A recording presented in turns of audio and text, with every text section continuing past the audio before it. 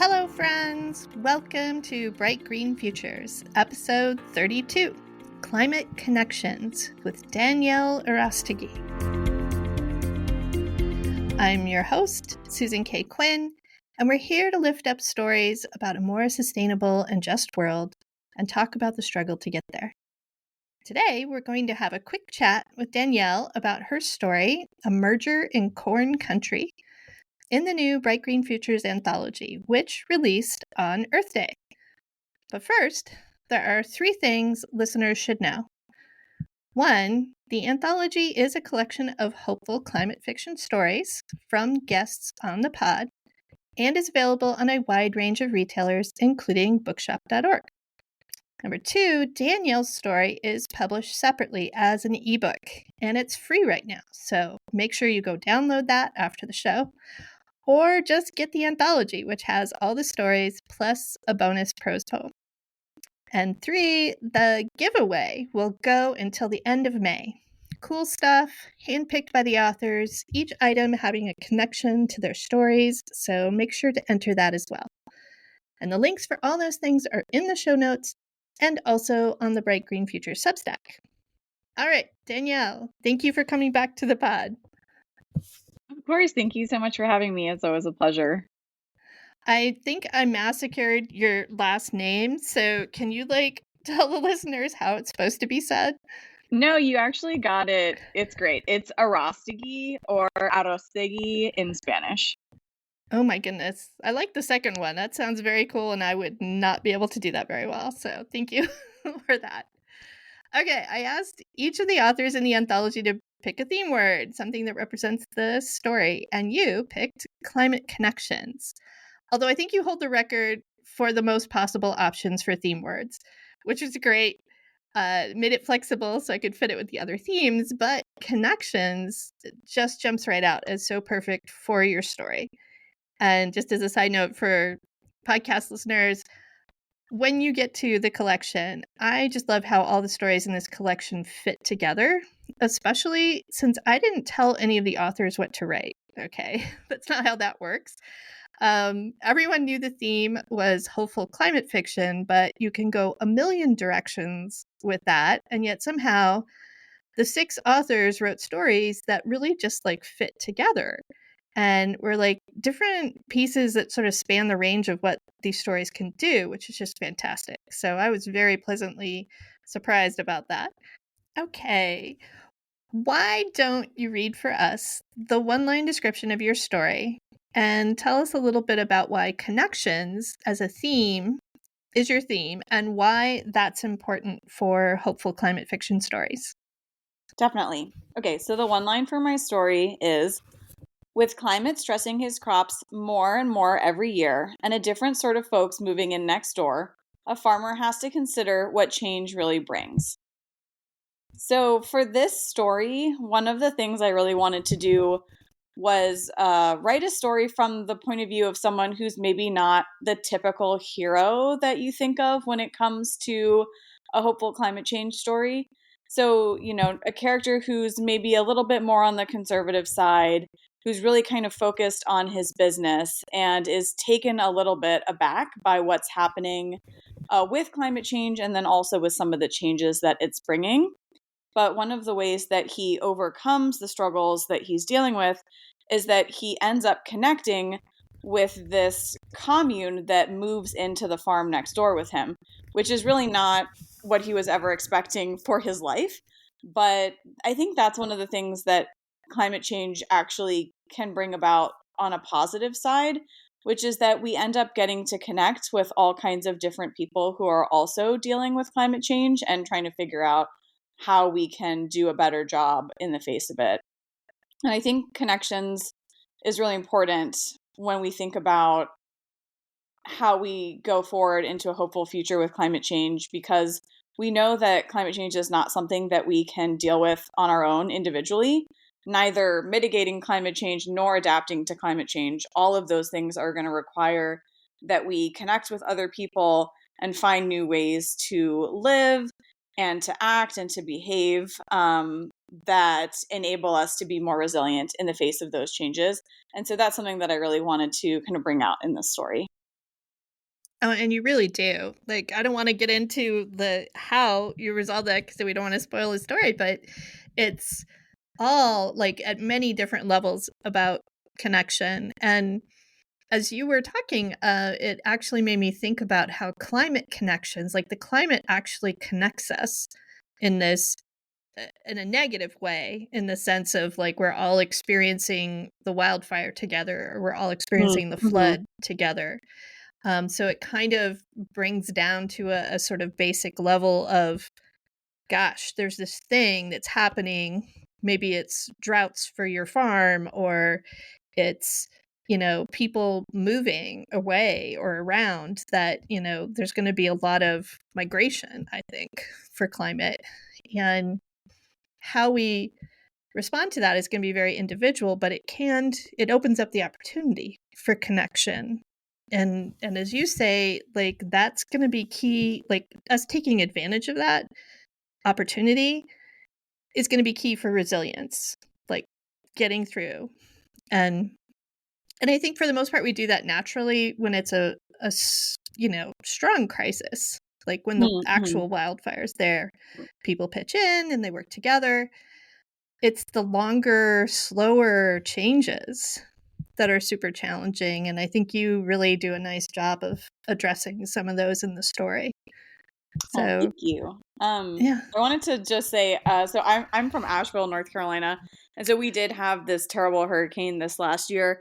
And to what you were just talking about with disasters, I mean, you really did see the connections form like overnight in this community with people coming out and helping each other. You know, we got to know our neighbors so much better because when the hurricane hit, they happened to have a bunch of pizza dough because they were about to have a pizza party for their work. And so they just invited the whole neighborhood, and we had this amazing pizza party with no power in the wood fired oven. And those are the connections that you might never have if something like that doesn't happen, but they just make you so much more resilient as a neighborhood, as a community going forward, when we know that there are still going to be more events like this, unfortunately. So having those connections, I think, can be such a beautiful and really important thing for a community.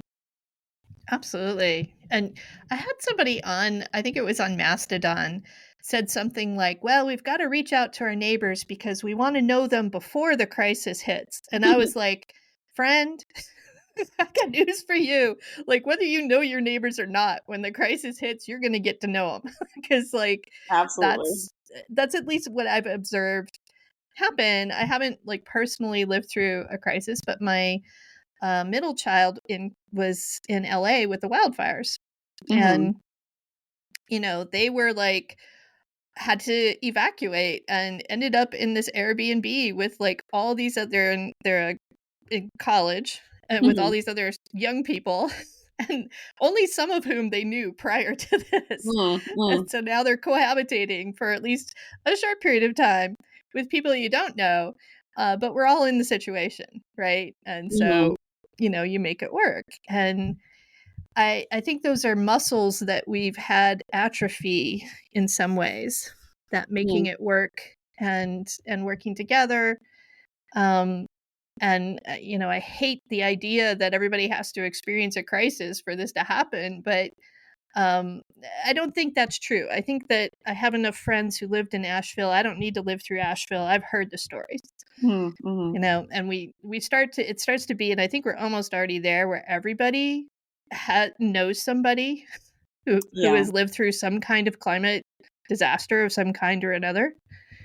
So, you know, Unfortunately, yeah, I think you're right.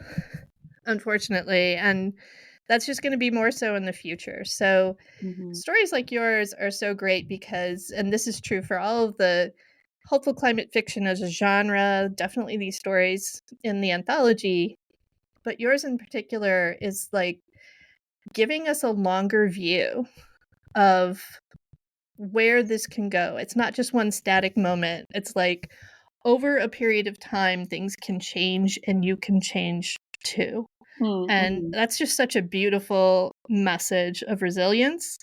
Um, I'm just so excited for people to read your story. Thank you. Me too. Plus, it always makes me cry at the end. Oh, Every time, Danielle. every time. Oh, thank It's you. just, Well, and I yeah. love, it's a good cry. Don't worry, folks. It's a good cry. You will be happy that you cried. It's that emotional release thing that I love. So that's some good fiction for you. Okay, let's talk about your giveaway item. Yeah. This one I was very excited to see you pick. Daybreak is a tabletop cooperative board game that me and my family have played. And my copy is currently out on loan to another solar punk friend, and I don't know if I'm getting it back. I'm gonna have to like check in with him at some point. But I think he wanted to run a game night or something, and I'm very curious how that went. But I love how the game really engages people in thinking about climate solutions. So I wanted to know if you've played the game and why did you choose it to go with your story? Yeah, so I actually have not played the game, which is something that I need to correct immediately. I usually get my games secondhand, and I have not yet found a secondhand copy of this one. But I saw it online, and I just thought it sounded really fun. I love co-op games. I like working together with people to try and solve a problem, and climate change is obviously a really big and thorny problem that we all need to work together on. And so I thought that that kind of theme of cooperation and making connections to find solutions went really well with the story that I wrote for the anthology. And I think also this was like a wish fulfillment thing because I just personally really want to play this. So I wanted to give it away so someone else could experience it. Oh, that's great. Yeah, no, the game is definitely, I can say from experience, it definitely it's a cooperative game. I'm the same way. I love cooperative games. That's almost the only kind of game I will, you know, play voluntarily. Sometimes Mm-hmm. my kid will invent a game and I'm like, "Okay, we're going to play that too." But like, can we do the cooperative games? So, I'm very into that. And this one in particular has, for someone, if you weren't maybe like super aware of different climate solutions, it's almost like an educational game. Like you'll learn a Mm-hmm. lot when you play the game, but it's not like you have to study for it. It's just a natural part of how the gameplay goes. And, most people who play games are used to a little bit of, complexity to rules. That's what they like about it. Mm-hmm. But this definitely, like, even though there were like different roles that you could kind of take in the game, it was still cooperative. It was still very much like, hey, stuff is getting bad. We gotta like band together and then we can like push it more towards the good, But if and it was a nail biter in some ways. Like, is it gonna go good? Is it gonna go bad? So if you're somebody who, okay, so my kids are gamers of different kinds, Mm-hmm. and they were like positively reviewing the game mechanics of it. And I felt like it Nice. it worked pretty well for our family of 5 that played it. Um, so I think as a game, just a straight game, it works well. And as a climate solution tool, it works really well. So, like, solid pick, I think. I was Awesome. very Well, excited to see that's it great. come up. I like what you said about it also being an education and solutions, which I feel like works really well with the story as well, because the main character, Dennis, who's a farmer, he doesn't necessarily have a huge amount of knowledge about climate solutions. He's kind of learning as he's going and as he's being exposed to these things by the neighbors that have just moved in. And so I like that you can come to this game without a lot of knowledge and still get something out of it, because I feel like that's absolutely what Dennis would have done. Yeah, for sure. And no, that's not dissing anyone that you don't know all the solutions to climate. Like, geez, it's a huge problem. Mm-hmm. And that's actually a credit to the game that they they did a very nice job of distilling that down in very, graspable ways so that it can enable the gameplay.